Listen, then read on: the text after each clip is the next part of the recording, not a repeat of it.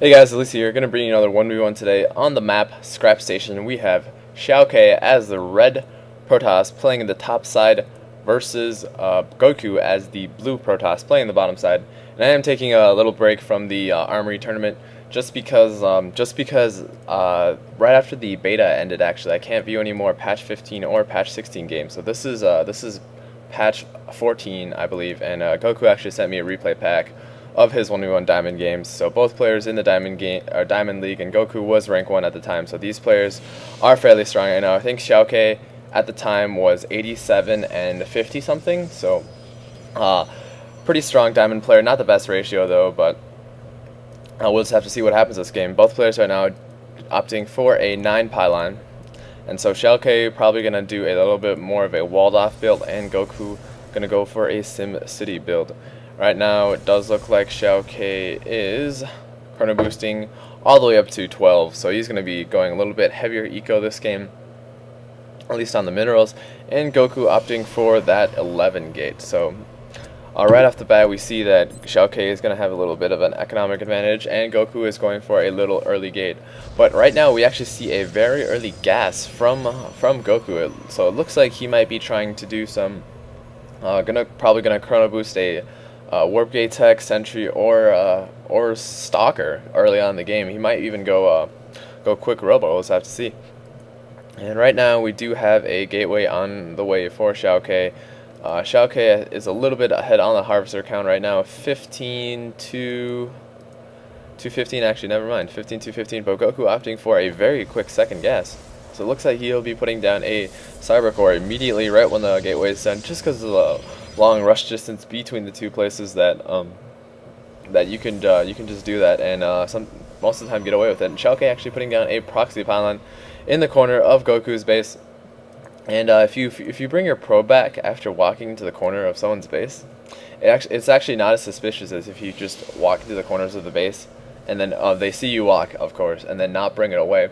So right now it just looks like xiaoK is just scouting around, looking at Goku's base. It doesn't look like he's doing anything suspicious if you do bring back the probe. Looks like right now Goku will be getting a second gateway, and he should be getting Warp Gate Tech soon. Yeah. And right now xiaoK opting for that Cybernex core as well. Gonna put down a second pylon a little bit further back in his base. And most people, or at least not most people, but a lot of people, it's always a good idea just to put a second pylon back in your base and put your 3 other gateways if you decide to go 4 gate, just to hide your tech a little bit. There you go. See, he was actually opting to put it here, and then he moved it back. And this is because if you run a probe here, I think you can actually see, because buildings actually don't block vision. And right now, Stalker warped in for xiaoK, and it's about to kill that scouting probe. It's probably not going to see these 2 warp gates and the 3rd warp gate being put down, but Goku is a bit supply locked at the moment. Right now he does have 1 Stalker out, so going to be preventing further probes from walking in and actually getting another Stalker. Looking at the harvesters right now, both players are fairly even. We have 18 on xiaoK's side and 20 on Goku's side, and both players look like they will be going 4 gate. Warp Gate Tech almost done for xiaoK. He has 3 Warp Gates on the way, and this one actually not doing anything right now. He's probably going to wait to get Warp Gate Tech in order to proxy Zealots or Stalkers into the enemy's base. Right now, Goku is warding off that initial scouting Stalker, and he does have a fairly early sentry out. And so sentries are not as effective on this map just because of the large map, but if you get multiple, or large ramp, sorry, but if you do get multiple sentries, they can become quite deadly, and especially if you get them early on in the game, they can just store up so much energy and be able to block out players for an extremely long time right now. And xiaoK actually warping in 4 Zealots, so depending on how early these Zealots attack and the positioning, these Zealots will probably be kited in a force field by the sentries and Stalker, but that can actually just walk straight to the mineral line.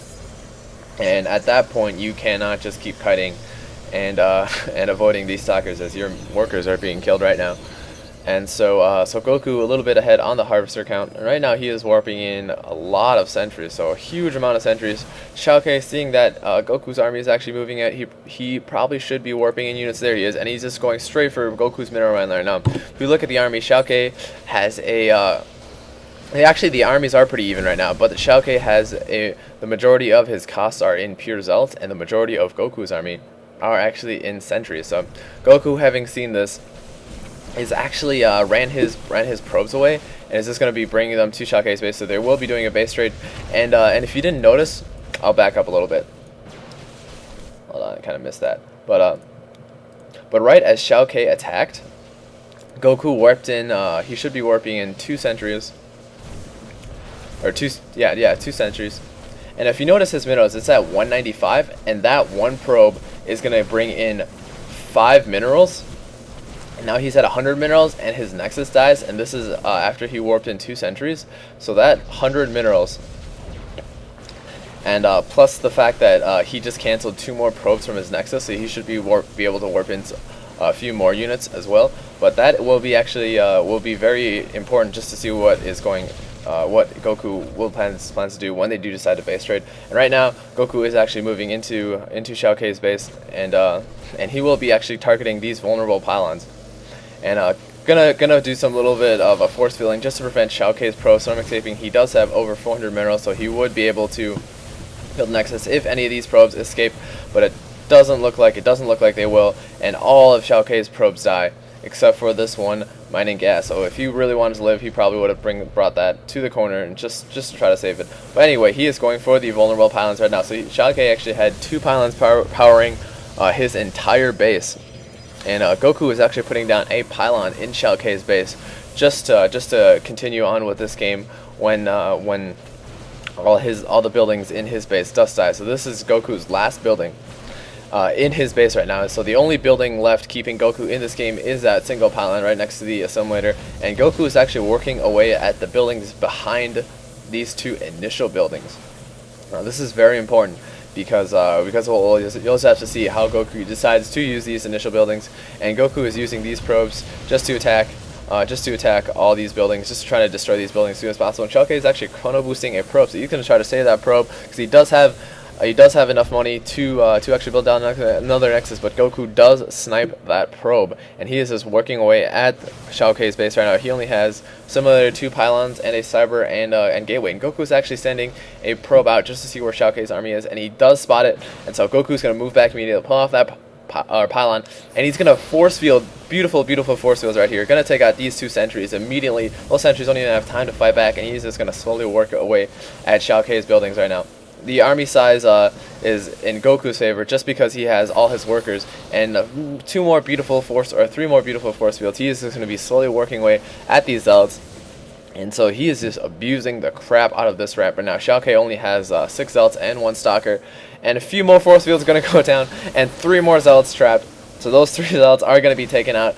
No competition at all. xiaoK only has 1 range unit as a stalker, and Goku is going to be slowly continuing to work away at that assimilator and pylon, and this looks like it's going to be xiaoK's last stand as he is going to try to kill Goku's massive probe, sentry, and a stalker army with 5 zealots and one stalker. So xiaoK's last pylon in his base does go down. So it's just these 2 cybernetics cores, and xiaoK looks like he's going to be running towards the pylon. So Goku focuses on the stalker first, and then he force fields around the pylons.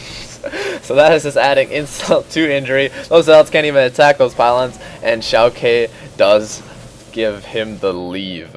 So that was an extremely interesting base trade from Goku versus xiaoK. xiaoK actually could have prevented this entire thing, or at least stalled this entire thing, just by taking 1 probe and putting it in each of the corners of his base, and then warping in one sentry at his own base and just force fielding off.